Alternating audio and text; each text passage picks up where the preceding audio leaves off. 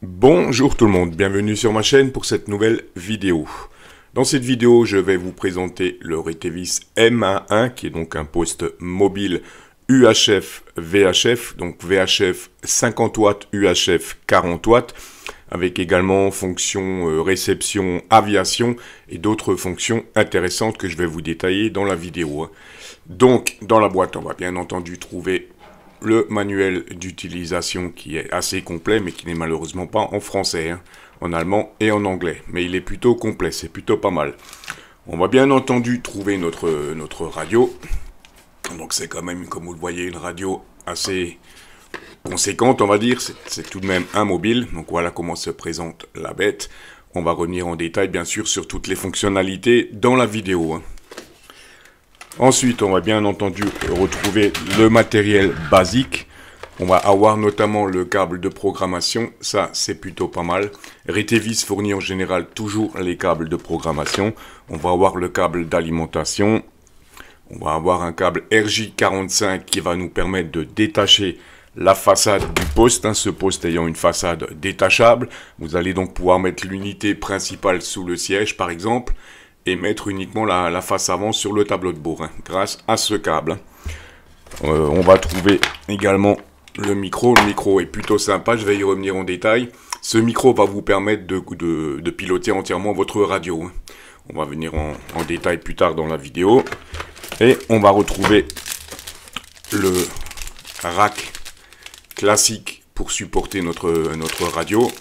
Et un petit support plastique, ça c'est plutôt pas mal conçu, c'est bien pensé de la part de Retevis. Ce petit support plastique avec une vis ici. Et donc dans ce support, vous allez pouvoir venir clipper la face avant de votre radio, une fois que vous l'aurez détaché. Et vous allez donc pouvoir fixer la face avant dans ce support et fixer ce support sur un support ventouse spécifique. Pour mettre ça sur votre tableau de bord. Je vous montrerai ça dans la vidéo. Et on est parti tout de suite pour la présentation du poste. On commence donc par une petite présentation du boîtier. Donc voilà. Donc je vous montre déjà l'étiquette sur le dessus pour les caractéristiques techniques de cette radio. Donc UHF VHF comme vous le voyez, donc 50 watts VHF, 40 watts UHF comme je vous l'ai dit. Voilà pour les caractéristiques techniques. La façade avant va se présenter comme ceci, avec les boutons, les fonctions assez classiques. Je vais vous détailler tout ça. Sur la face arrière, on va tout simplement trouver la sortie antenne, un ventilateur assez puissant quand même, avec un système de refroidissement ici, qui est plutôt pas mal. Et ici, on a un petit cache sous lequel on va trouver une sortie USB qui n'est pas une sortie USB classique, c'est la sortie USB qui va nous permettre de faire la programmation de notre poste. Et on a deux sorties haut-parleurs, une sortie UHF, une sortie VHF. Donc on a donc les deux haut-parleurs séparés, ça c'est plutôt pas mal également.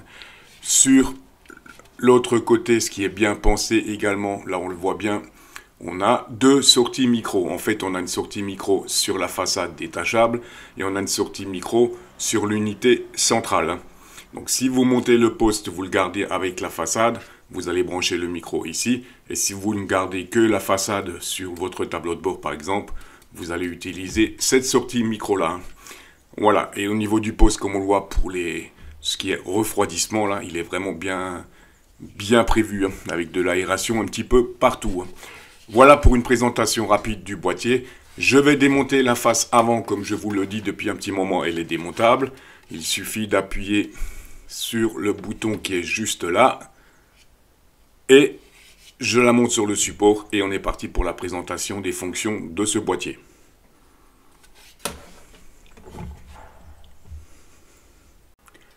Avant de passer aux fonctions du poste, je vous présente rapidement le micro.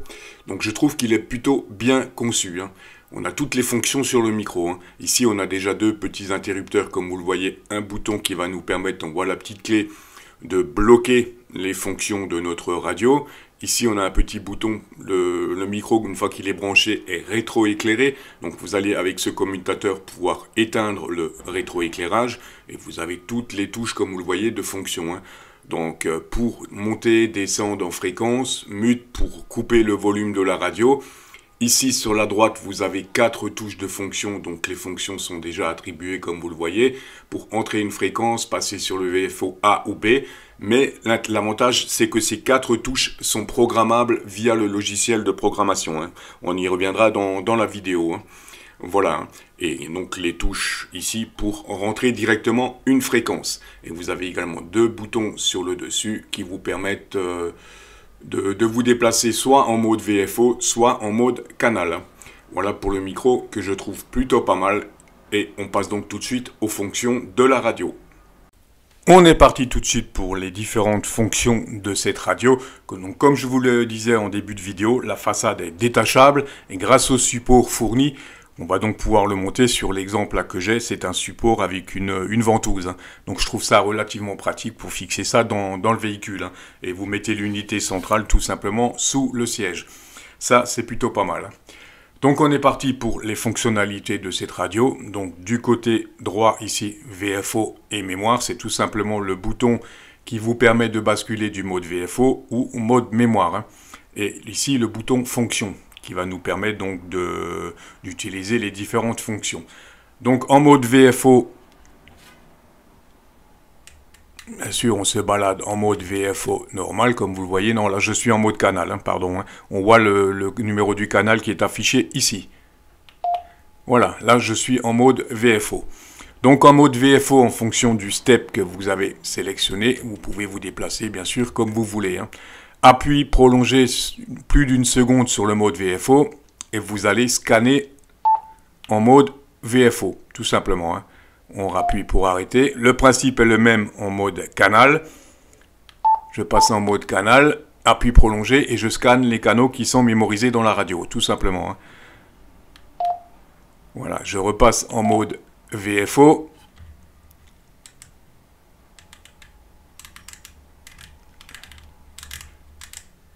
Donc je voulais juste vous montrer comment rentrer une fréquence.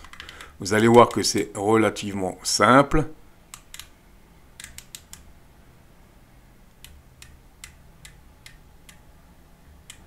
Voilà, là j'ai ma fréquence. Donc là, c'est un relais, j'ai sélectionné le Shift -600. Pour sélectionner le Shift, vous appuyez sur F et reverse.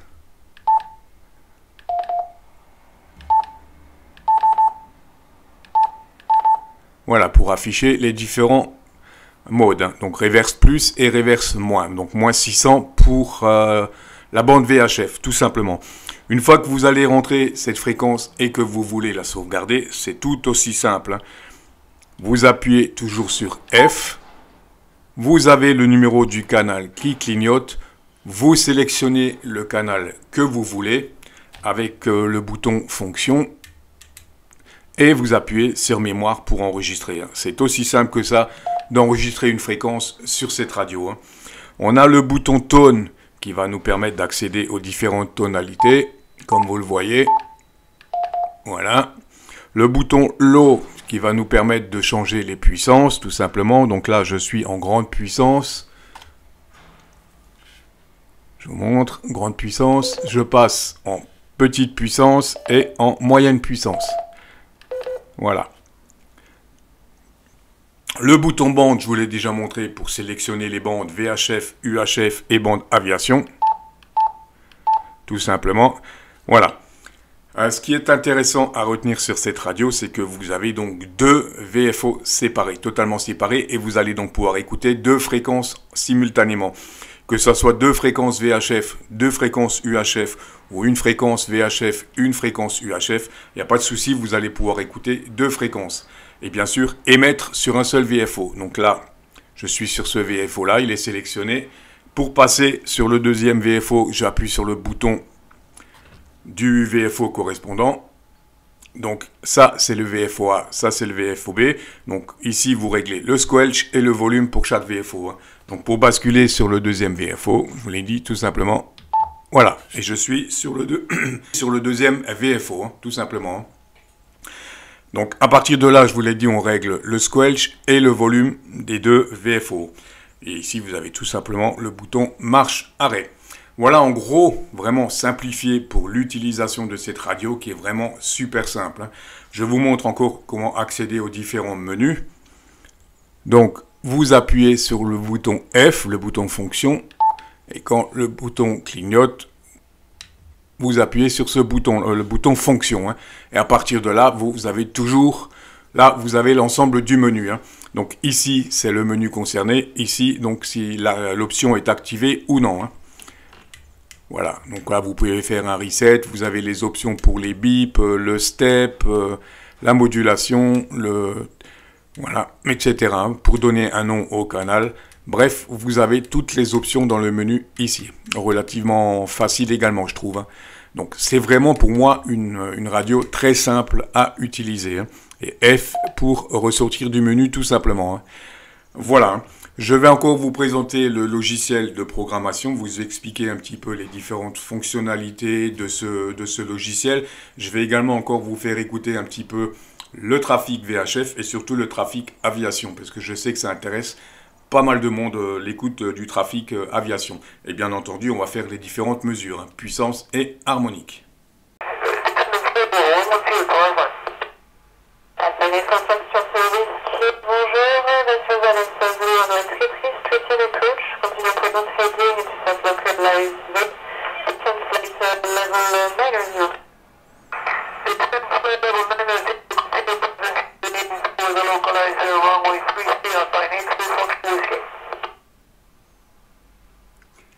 Voilà pour un exemple de réception bande aviation. Pour le moment, je ne peux pas faire de réception VHF, je n'ai pas de relais disponible suite à un orage, mais vous avez au moins pu avoir un aperçu de la réception bande aviation. Je vais encore vous présenter deux fonctions intéressantes de cette radio, donc le mode crossband, qui est donc un mode plus ou moins un mode relais, c'est-à-dire que vous allez rentrer, en l'occurrence là je suis en PTT sur 430 en VHF, donc ça veut dire que je vais rentrer avec une fréquence 145 et que je vais retransmettre sur signal sur 430, hein. Mais vous pouvez bien entendu changer les deux VFO, ce qui veut dire que vous allez rentrer en 430 et sortir en émission en 445, hein. Voilà un peu pour le principe du crossband. Donc pour activer ce système crossband, vous commencez par sélectionner les deux fréquences que vous souhaitez. Donc en l'occurrence ici la fréquence, je me répète, la fréquence d'entrée et la fréquence d'émission sur laquelle mon signal va être retransmis. Donc ensuite on éteint la radio. On appuie donc sur le bouton tone et le bouton marche. Voilà. Et à partir de là, maintenant, je suis donc en mode crossband. On le voit, le bouton, je cherche mon petit stylet, le bouton PTT ici clignote, mais vous constatez également que votre radio est bloquée. Donc, quand vous êtes en mode crossband, ce qu'il faut retenir, c'est que vous serez uniquement en mode crossband. Vous ne pouvez pas faire autre chose, hein. Voilà, donc là, ça clignote, PTT, on est en mode crossband. Donc ce qui veut dire que tous les signaux qui vont rentrer en VHF vont être retransmis actuellement en UHF. Voilà pour le principe. Pour revenir donc en mode normal, parce que le problème c'est que quand vous allez arrêter votre radio, vous allez la redémarrer, elle va rester en mode crossband. Donc pour sortir du mode crossband, on va refaire la même manipulation qu'on a faite avant, tone, et on allume notre radio. Voilà, et là, vous voyez, le PTT ne clignote plus, on est de nouveau en mode normal. On peut utiliser notre radio, elle est de nouveau déverrouillée, hein. Voilà pour le mode crossband. Deuxième fonction intéressante à retenir sur ce poste a, on va dire, un filtre anti-bruit à l'émission, c'est-à-dire qu'il peut arriver qu'à l'émission vous ayez le bourdonnement de votre alimentation, ça peut arriver. Donc pour ça il y a un filtre qui est vraiment très efficace, hein. Pour activer ce filtre, vous allez tout simplement dans le menu et vous accédez au menu 609 comme vous le voyez, hein, et vous mettez tout simplement la fonction TX-ANC sur ON. Voilà, et cette fonction est vraiment très efficace pour supprimer si vous avez des ronronnements ou des bruits de fond dus à votre alimentation, hein. Voilà pour une autre fonction très intéressante de cette radio. Et je vais tout de suite vous montrer comment également ouvrir cette radio en fréquence. Je vais donc tout de suite vous montrer comment ouvrir votre radio en fréquence. Donc on va commencer par l'éteindre, toujours, voilà. Donc, je ne parle pas de débridage, comme on vous le dit dans certaines vidéos. Il ne s'agit pas de débridage, j'insiste bien là-dessus. Il s'agit simplement d'une ouverture de fréquence pour passer de la version européenne à la version US, tout simplement. Donc, pour ouvrir votre poste en fréquence, le poste est éteint. Vous appuyez sur le bouton VFO et vous allumez votre radio. Une fois que vous avez... Non, là j'ai démarré un peu vite.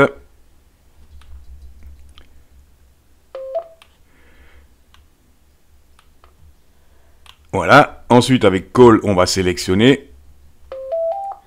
Et là, je suis donc en mode VHF normal, donc 144, 146, 430, 440. Maintenant, je vais vous montrer comment passer en mode US pour ouvrir la radio de 144 à 148 et de 420 à 450 MHz. Donc la méthode est relativement simple, on éteint la radio. La méthode toujours la même, VFO plus marche. Et on appuie sur reverse. Et là, je suis en mode US. Voilà, comme on le voit, j'étais en mode US, ce qui signifie qu'à l'émission, je suis ouvert de 144 à 148 et de 420 à 450. Et normalement, il vous suffit de faire un appui. Non, il faut qu'on refasse la manipulation. Donc, on éteint le poste. Pour revenir à la version Europe, on va faire la même chose. Donc, VFO marche. Et on va appuyer sur le bouton Tone. Et là, on est de retour en émission 144, 146, 430, 440. Voilà pour la procédure d'ouverture en fréquence de cette radio. On va passer tout de suite aux mesures des puissances. Donc, je vous propose ici un tableau des puissances que j'ai relevé en VHF et en UHF. Donc, VHF, on commence par la grande puissance. J'ai relevé 51 watts pour 50 watts annoncés. Donc, on n'est pas trop mal. En moyenne puissance, 19 watts pour 20 watts annoncés, donc ça reste bien aussi. Et en petite puissance, 4,2 watts pour 5 watts normalement annoncés en petite puissance. Et en UHF, donc en grande puissance, on a 36 watts pour 40 watts annoncés, 16,5 watts en puissance moyenne et 3,5 watts en petite puissance pour à peu près 5 watts annoncés. Donc on n'est pas trop mal au niveau des puissances. Après le test des puissances, comme d'habitude, on passe au test mesure des harmoniques. Et là, comme vous pouvez le constater, autant en VHF qu'en UHF, le poste est absolument propre. On va passer tout de suite à la présentation du firmware. Donc, je vais vous présenter le CPS, le logiciel de programmation. Et on va également voir la procédure de mise à jour. Donc la procédure de mise à jour se fait en deux parties. On va faire la mise à jour de la radio en elle-même. Et il y a également un firmware à télécharger pour la mise à jour de l'écran. Donc je vous explique tout ça en détail. Je vous mets le lien de téléchargement en descriptif comme d'habitude et vous allez donc récupérer les 4 fichiers, télécharger les 4 fichiers que vous voyez ici et on va donc commencer tout de suite par faire l'installation du CPS que vous voyez ici, version 1.32. Vous téléchargez ce logiciel et vous faites l'installation. Notre logiciel de programmation va se présenter comme ceci. Donc, dans un premier temps, vous allez connecter avec le câble de programmation qui est fourni la radio sur le port USB de votre ordinateur, bien entendu. Ensuite, on va venir ici, port COM, pour récupérer notre COM. Si vous ne connaissez pas votre port COM, comme d'habitude, vous passez par le gestionnaire de périphériques. Et le COM, c'est le COM Prolific PL203, comme vous le voyez ici.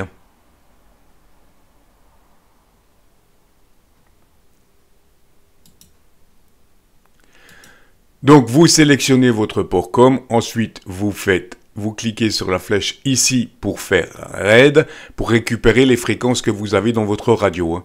Donc, comme vous le voyez, les fréquences se présentent comme ceci, c'est vraiment pas compliqué. Fréquence de réception, fréquence d'émission, les CTSS en émission, en réception, la puissance, le scan si vous voulez l'attribuer à une liste de scans, la largeur de bande, etc. Et ici le nom du canal que vous souhaitez.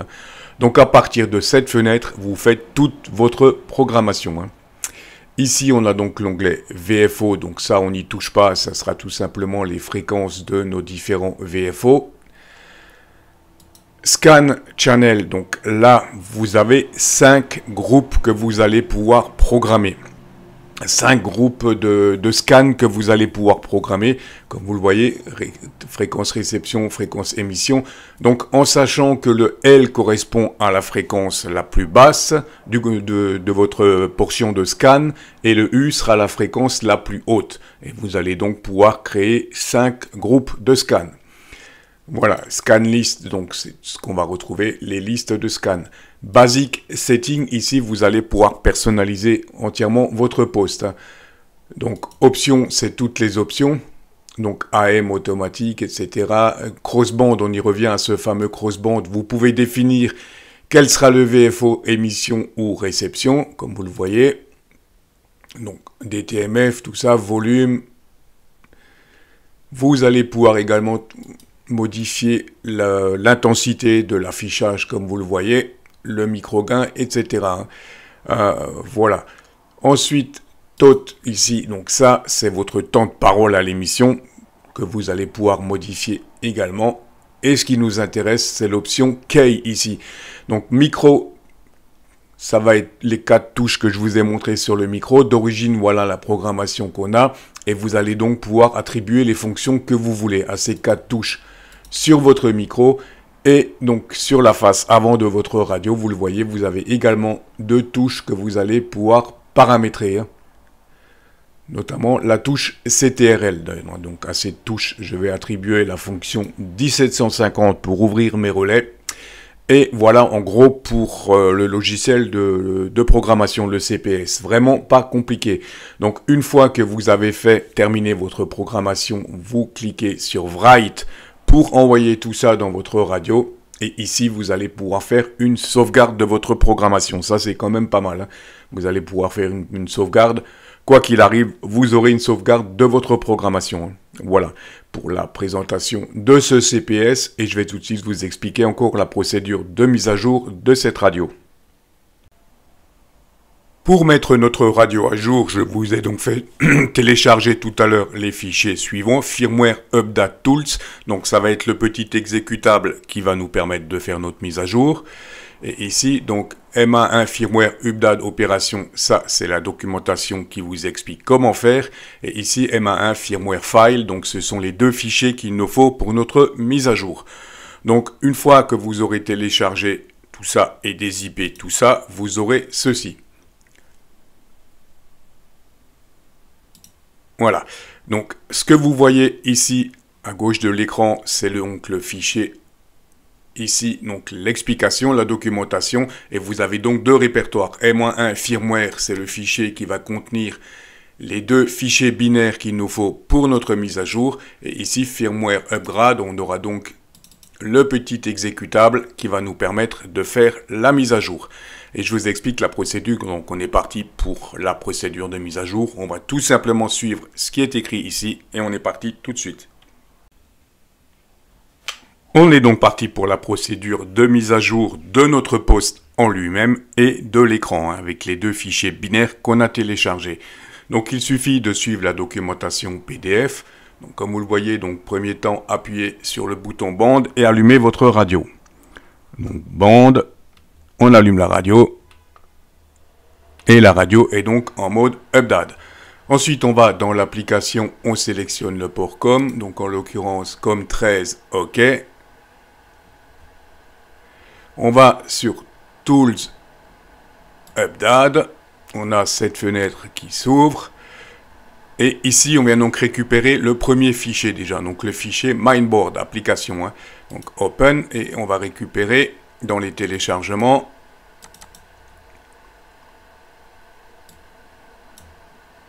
Main Firmware ici, Firmware Update.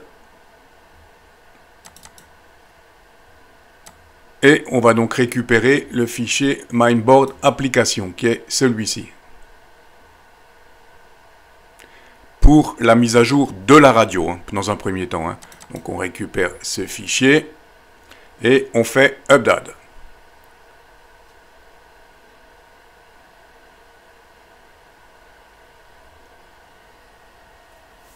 On laisse travailler la radio tranquillement.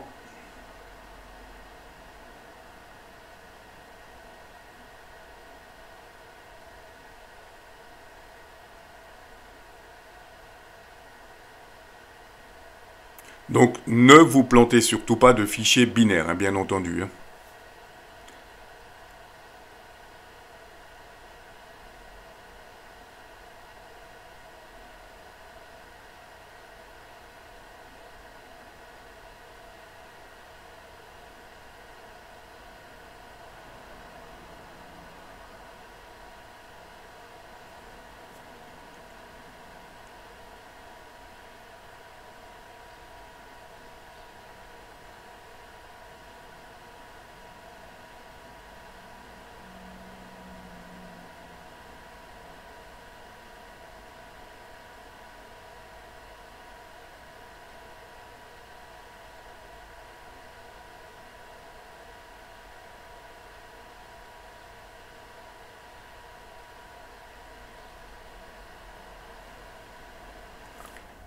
Donc, write successful, ça c'est bien. Donc, on éteint la radio. On appuie sur le bouton CTRL et on allume la radio.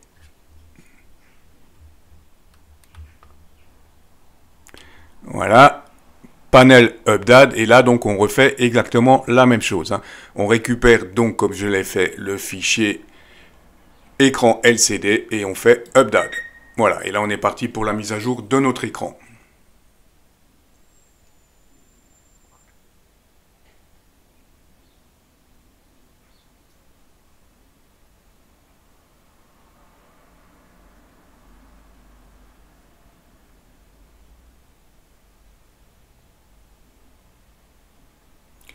Voilà, donc write successful, la radio redémarre et on devrait avoir...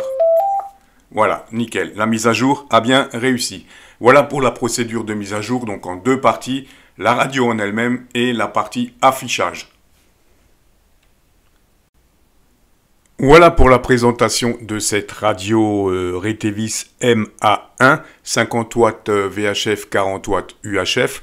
Donc en gros, je dirais que pour moi personnellement, cette radio est plutôt pas mal, simple à programmer, simple à prendre en main.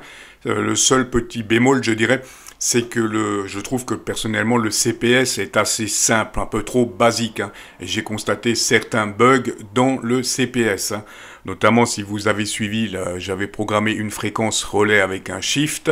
Et ce shift n'apparaît pas quand je passe sous le CPS. Hein, je ne sais pas pourquoi. Donc il y a peut-être un petit bug. Il va y avoir certaines remontées chez Retevis. Mais sinon, en gros, ce post est vraiment un très bon post, hein, franchement. Hein. Voilà, j'espère que cette vidéo vous aura intéressé. Je vous dis 73 et bien sûr, à très vite.